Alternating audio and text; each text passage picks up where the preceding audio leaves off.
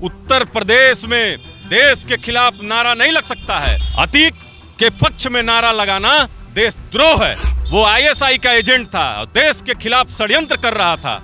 यहाँ पर ये जो नारा लगाने वाले तत्व हैं, इनके भी खिलाफ सख्त से सख्त कार्रवाई होनी चाहिए।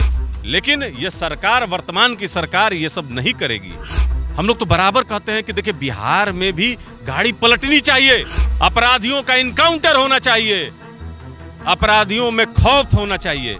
लेकिन आज के समय में अपराधियों के मन से डर और खौफ समाप्त हो चुका है, क्योंकि नीतीश कुमार जी की सरकार जो है तुष्टीकरण की राजनीति कर रही है। ये सरकार अपराधियों को संरक्षण देने का काम कर रही है और राष्ट्रीय लोक जनशक्ति पार्टी भारतीय जनता पार्टी के साथ कंधे से कंधा मिलाकर इसके खिलाफ में लड़ रही है। नमस्कार, आप देख रहे हैं द बिहार टॉप और मैं हूं आपके साथ शुभम कुमार झा। दोस्तों, कल पटना जंक्शन पर अतीक अहमद के समर्थन में नारे लगते हैं और इस समर्थन के नारों में लगता है कि अतीक अहमद अमर रहे। इन तमाम नारों से पटना जंक्शन गूंज उठता है। हालांकि यह नारा जो है नमाज के बाद लगता है और कुछ ऐसे लोग होते हैं, मुस्लिम समुदाय के लोग होते हैं, जो अतीक अहमद के समर्थन में नारे लगाते हुए देखे जा रहे हैं। मेरे साथ राष्ट्रीय लोक जनशक्ति पार्टी के प्रवक्ता चंदन सिंह जी मौजूद हैं। सर, अतीक अहमद के समर्थन में नारे लगना, वो भी बिहार की राजधानी पटना में, क्या कहना चाहेंगे? देखिए, वर्तमान में जो बिहार में तुष्टीकरण की राजनीति हो रही है, जहां बिहार के मुख्यमंत्री आदरणीय नीतीश कुमार जी हैं, वो गृह मंत्री भी हैं और उनके नाक के नीचे बराबर यहाँ पीएफआई के एजेंट पकड़े जाते हैं।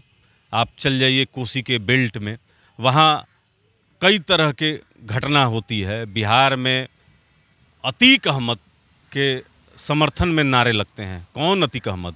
वही अतीक अहमद जिसके संबंध आईएसआई से प्रूफ हो चुके हैं, जिसके संबंध लश्कर तोयबा के साथ है।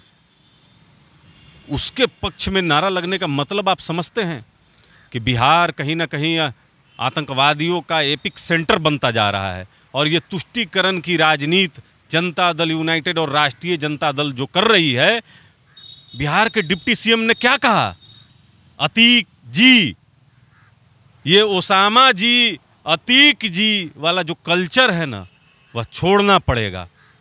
वह एक दुर्दांत अपराधी था और उत्तर प्रदेश की सरकार ने बहुत ठोस एक्शन लेकर वहां कानून को स्थापित किया। बिहार में आप देख लीजिए, रोज अपहरण, हत्या, बलात्कार, लूट की घटनाएं होती रहती हैं।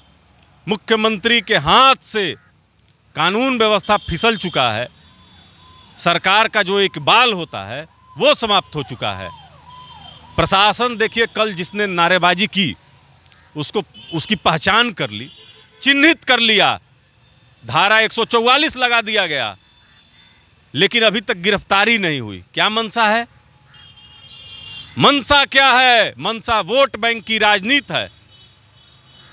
आप अगर ये चाहते हैं कि बिहार में आतंकियों का एक गढ़ बन जाए, नेटवर्क बन जाए, यही वो जगह है ना जहां माननीय प्रधानमंत्री जी की सभा में बम विस्फोट होता है। कौन लोग थे? तो देखिए, राष्ट्रीय लोक जनशक्ति पार्टी बराबर मांग करती है और मांग इस संदर्भ में भी है कि बिहार के 2 जिलों में दंगा हुआ और तीसरे जगह भी दरभंगा में भी तनाव व्याप्त है, लेकिन सरकार तो इसको छिपाने में व्यस्त है, प्रभावित का आंकड़ा छिपाने में व्यस्त है। लगातार आप देख रहे हैं कि जहरीली शराब से भी लोग मर रहे हैं। तो बिहार में कानून व्यवस्था ध्वस्त हो चुका है। यहाँ अतीक जी, ओसामा जी, यही वाली सरकार है। तो ये सरकार को उखाड़ कर फेंकना होगा जनता को। आने वाले समय में आप देखिएगा कि नामो निशान नहीं रहेगा 2024 में जनता दल यूनाइटेड का और राष्ट्रीय जनता दल का।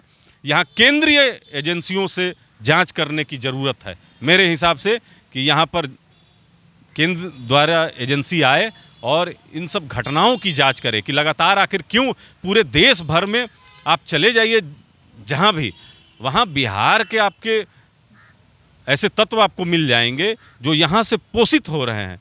वो कौन लोग हैं जो ऐसे कृत्य कर रहे हैं? तो सरकार तो पंगु हो चुकी है। तो केंद्र सरकार की एजेंसियों को अब देखना पड़ेगा।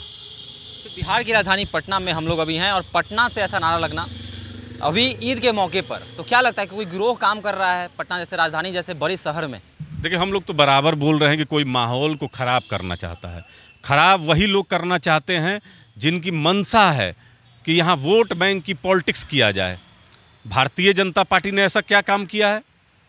भारतीय जनता पार्टी यही न कहती है कि यहाँ देश के दुश्मनों को नहीं हम लोग छोड़ेंगे, बिहार में कानून का राज स्थापित हो।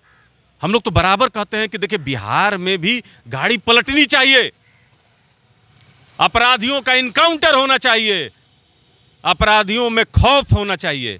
लेकिन आज के समय में अपराधियों के मन से डर और खौफ समाप्त हो चुका है, चूँकि नीतीश कुमार जी की सरकार जो है तुष्टीकरण की राजनीति कर रही है और अपराधियों को छोड़ा जा रहा है। और जो कालाबाजारी लोग कर रहे हैं, जहरीली और अवैध शराब की कालाबाजारी में जो संगठन, जो गुर्गे लिप्त हैं, उनको पोषित किया जा रहा है, संरक्षित किया जा रहा है। ये सरकार अपराधियों को संरक्षण देने का काम कर रही है और राष्ट्रीय लोक जनशक्ति पार्टी भारतीय जनता पार्टी के साथ कंधे से कंधा मिलाकर इसके खिलाफ में लड़ रही है। भाजपा के एक तमाम दिग्गज नेताओं की तरफ से ट्वीट आ रहा है, गिरिराज सिंह का बयान आया है, ट्वीट आया है कि अगर यूपी में ऐसा होता, दम है तो यूपी में करके दिखाओ, यूपी में ऐसा नहीं हो सकता है। इस पर क्या कहना चाहेंगे? नहीं, बिल्कुल सही कहा उन्होंने। उत्तर प्रदेश में देश के खिलाफ नारा नहीं लग सकता है। अतीक के पक्ष में नारा लगाना देशद्रोह है। वो आईएसआई का एजेंट था और देश के खिलाफ षड्यंत्र कर रहा था।